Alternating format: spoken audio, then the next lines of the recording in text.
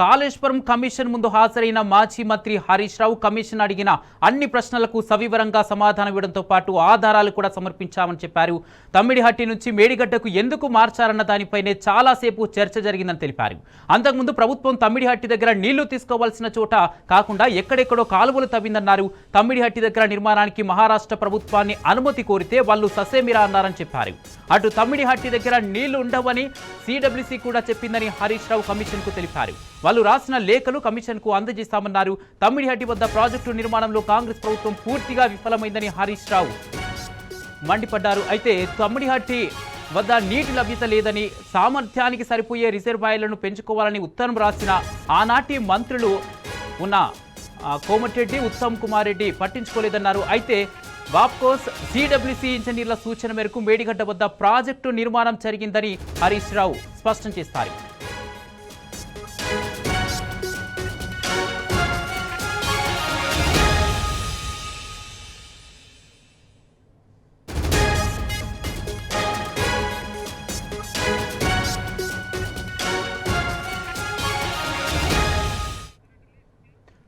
Kaleshwaram commission ముందు హాజరైన మాజీ మంత్రి హరీష్ రావు కమిషన్ అడిగిన అన్ని ప్రశ్నలకు సవివరంగా సమాధానం ఇవ్వడంతో పాటు ఆధారాలు కూడా సమర్పించామని చెప్పారు. తమ్మిడిహట్టి నుంచి మేడిగడ్డకు ఎందుకు మార్చారన్న దానిపై చాలాసేపు చర్చ జరిగిందని తెలిపారు. ఈ అంశానికి సంబంధించి పూర్తి అప్డేట్స్ మా ప్రతినిధి లివిల్ అందజేస్తారు. లివిల్, కాళేశ్వరం కమిషన్ ముందు హాజరైన మాజీ మంత్రి హరీష్ రావు సవివరంగా సమాధానం ఇచ్చినట్టుగా తెలుస్తుంది. దీనికి సంబంధించి పూర్తి అప్డేట్స్ ఏంటి?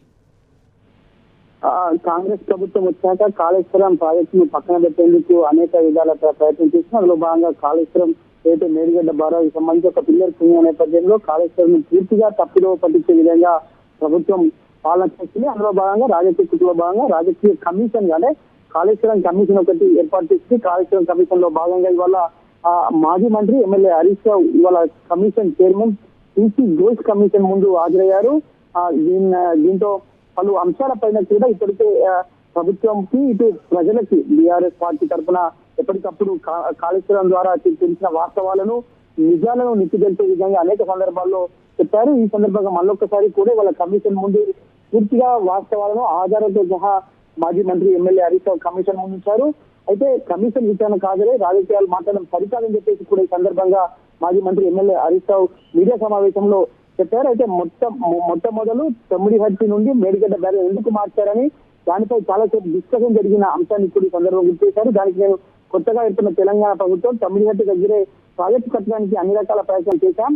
ఇరిగేషన్ మంత్రిగా రివ్యూ చేసినప్పుడు ప్రాణాయిత ప్రాజెక్టు 7 ప్యాకేజీలు 27 భాగాలుగా టెండర్లను పిలిచింది గత కాంగ్రెస్ ప్రభుత్వం. ఆనాడు వల్ల మంత్రులుగా ఉన్న వారే కోమటిరెడ్డి కావచ్చు, ఉత్తమ్ కుమార్ రెడ్డి మంత్రులుగా ఉన్నారని చెప్పేసి కూడా ఈ సందర్భంగా గుర్తు చేశారు.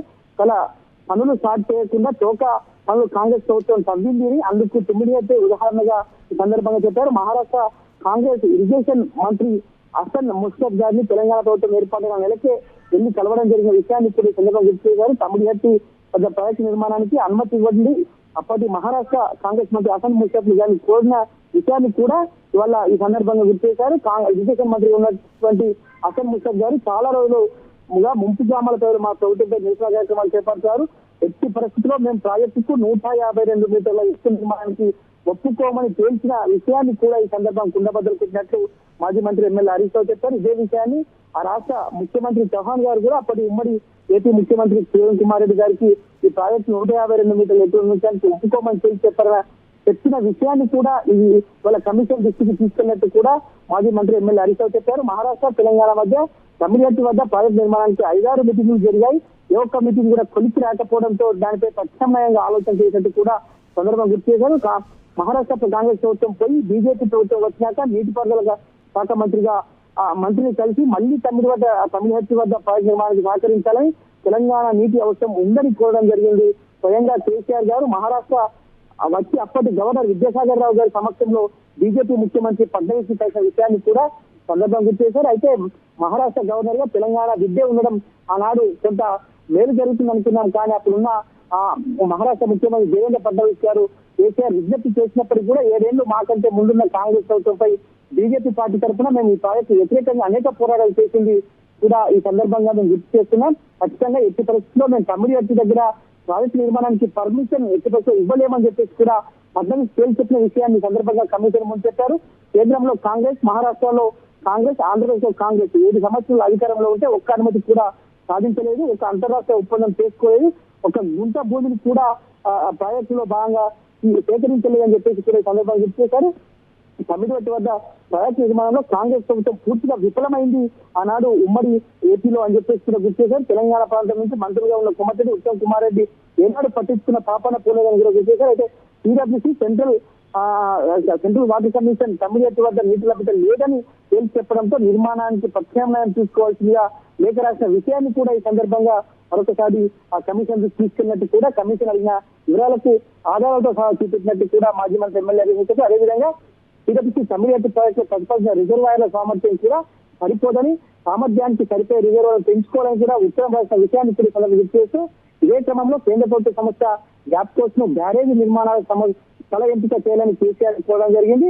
కేంద్ర సంస్థ వ్యాప్కోస్ ఏడాది సర్వే చేసి ఎగ్జామిన్ చేసి మేడిగడ్డ వద్ద నీటి లభ్యత ఉందని అక్కడ ప్రాజెక్ట్ నిర్మాణం చేసుకోవచ్చని ఆనాడు వ్యాప్కోస్ ఇచ్చిన నివేదిక ఆధారంగానే మేడిగడ్డ వద్ద ప్రాజెక్ట్ నిర్మాణం జరిగిన విషయాన్ని కూడా గుర్తు చేశారు. కాంగ్రెస్ ప్రభుత్వం 7 ఏళ్లు పొరుగు రాష్ట్ర ప్రభుత్వాన్ని ఒప్పించలేదు. అదేవిధంగా మహారాష్ట్రలో ముంపు గురవుతున్న చోట సాప్రాల్ వైల్డ్ లైఫ్ ఉంది, అది ఖచ్చితంగా పర్యావరణ అనుమతుల కోసం పెద్ద ఎత్తున తిరగాల్సి వస్తుంది, వైల్డ్ లైఫ్ అనుమతులు లభించాలంటే కనీసం 10 సంవత్సరాలు సుప్రీంకోర్టులో కొట్లాడాల్సి వస్తుందని చెప్పేసి కూడా ఈ సందర్భంగా గుర్తు చేసిన విషయాన్ని కూడా గుర్తు చేశారు.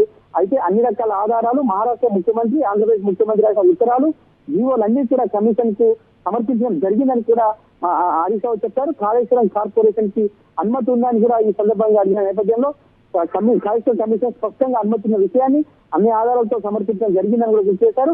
అన్నారం సింధుల్లా బ్యారేజ్ లొకేషన్ మార్పుల గురించి ఈ సందర్భంగా కమిషన్ చైర్మన్ అడిగిన విషయాన్ని కూడా గుర్తు చేశారు. పూర్తిగా టెక్నికల్ నిర్ణయం, ఇంజనీర్ల డీటెయిల్ సర్వే ఆధారంగా బ్యారేజ్ లొకేషన్ మారింది, ఇంజనీరింగ్ డిపార్ట్మెంట్ వాళ్ళు తీసుకున్న నిర్ణయం చెప్పారు. దేశంలో ఇలా అనేక ప్రాజెక్టుల నిర్మాణం విషయంలో జరుగుతున్నటువంటి వాటి సంబంధించిన ఆధారాలు కూడా కమిషన్ సమర్పించడం జరిగిందని కూడా చెప్పారు. అయితే ఈ ప్రాజెక్ట్ లో రిజర్వాయర్ల కెపాసిటీ ఎంత అడిగిన సందర్భంలో 141 టీఎంసీ సామర్థ్యంతో రిజర్వాయర్లు నిర్మించుకున్నామని చెప్పేసి చెప్పారు. అయితే కాళేశ్వరం ప్రాజెక్టు పిచ్చిపుతల కేసు భువనేశ్వరం అని మాట్లాడే వారికి చెంపపెట్టుగా మరొకసారి కూడా మాజీ మంత్రి ఎమ్మెల్యే హరీష్ సమాధానం చెప్పారు. కాళేశ్వరం 100 భాగాలు ఉన్నాయి, అందులో ఇంపాక్ట్ గా ఉన్నాయనే విషయాలు కూడా గుర్తు చేశారు. ఏదేమైనప్పటికీ వాళ్ళ కాళేశ్వరం ప్రాజెక్టు లో భాగంగా కమిషన్ విచారణ నేపథ్యంలో అన్ని కూడా ఖచ్చితంగా కూలంకషంగా నిక్కచ్చిగా నిజాలు చెప్పామని చెప్పేసి చెప్పారు. కాళేశ్వరం ఎప్పటికైనా తెలంగాణకు జీవధార, ఈ విషయం తెలంగాణ ప్రజలకు అర్థమైంది, కానీ కాంగ్రెస్ నేతలకు అర్థం కావట్లేదు. కాళేశ్వరం మిషన్ కమిషన్ ముందు ఏది నోటి మాటగా చెప్పలేదు, అన్ని సాక్ష్యాలతో సహా చెప్పారని చెప్పేసి కూడా చెప్పారు. క్యాబినెట్ నిర్ణయాలు, వ్యాప్కోస్ రిపోర్ట్లు, టీడబ్ల్యూసీ నేతలు అన్ని కూడా కమిషన్ చైర్మన్ కు సమర్పించినట్టు చెప్పారు. ఏదేమైనప్పటికీ వల్ల తెలంగాణ వరపగాయని కాళేశ్వరం తప్ప ఇంకోటి కాదని కూడా మరొకసారి స్పష్టం చేశారు. కుమార్, రైట్, థ్యాంక్ యూ లివిల్. మొత్తంగా కాళేశ్వరం కమిషన్ ముందు హాజరైన మాజీ మంత్రి హరీష్ రావు కమిషన్ అడిగిన అన్ని ప్రశ్నలకు సవివరంగా సమాధానం ఇవ్వడంతో పాటు ఆధారాలు కూడా సమర్పించామని చెప్పారు. తమ్మిడిహట్టి నుంచి మేడిగడ్డ వరకు ఎందుకు మార్చారన్న దానిపైనే చాలాసేపు చర్చ జరిగిందని తెలిపారు. అయితే వాప్కోస్, సిడబ్ల్యూసీ ఇంజనీర్ల సూచన మేరకు మేడిగడ్డ వద్ద ప్రాజెక్టు నిర్మాణం జరిగిందని హరీష్ రావు స్పష్టం చేశారు.